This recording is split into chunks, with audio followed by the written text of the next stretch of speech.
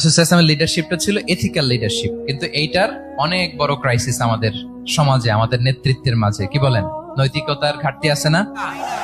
নৈতিকতা বিবর্জিত নেতৃত্ব, এটা দিয়ে কিছুই হয় না। একটা জাতির ধ্বংসের জন্য নৈতিকতা বিবর্জিত নেতৃত্বই যথেষ্ট।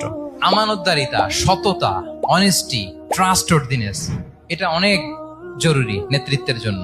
নেতা হতে চাইলে তাকে আমানতদার হইতে হবে। যদি একজন ট্রু লিডার কেউ হতে চায়, তার মধ্যে আমানতদারিতা চাই। কি চাই? আমানতদার, তাহলে ইন্টিগ্রিটি।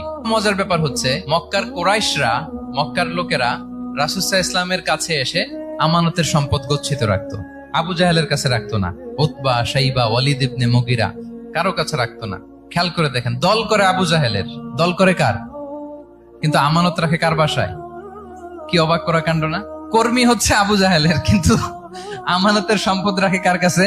মুহাম্মদ সাল্লাল্লাহু আলাইহি ওয়াসাল্লামের বাসায়। রাসূল সাল্লাল্লাহু আলাইহি ওয়াসাল্লাম যেদিন হিজরত করবেন, উনি সাইয়েদনা আলী রাদিয়াল্লাহু তাআলা আনহুকে অ্যাসাইন করে গিয়েছেন যে, আলী তুমি থাকো, তুমি কয়েকদিন পরে মদিনায় হিজরতে যাবা, আমার কাছে যত আমানতের সম্পদ আছে এগুলো তুমি আগে বিলি করে তারপরে যাবে। রাসূল সাল্লাল্লাহু আলাইহি ওয়া সাল্লাম আবু বকর রাদিয়াল্লাহু তাআলা আনহুকে নিয়ে চলে গেলেন। আলী রাদিয়াল্লাহু তাআলা আনহুর টানা 3 দিন লেগেছে যে ডিপোজিট গুলো রাসূল সাল্লাল্লাহু আলাইহি ওয়াসাল্লামের কাছে ছিল, আমানতের যে জিনিসগুলো ছিল, এগুলো বন্টন করতে সাইয়েদনা আলী রাদিয়াল্লাহু তাআলা আনহু 3 দিন সময় নিয়েছেন। 3 দিন। এত পরিমাণ আমানতের সম্পদ রাসূল সাল্লাল্লাহু আলাইহি ওয়াসাল্লামের কাছে ছিল। আল্লাহু আকবার।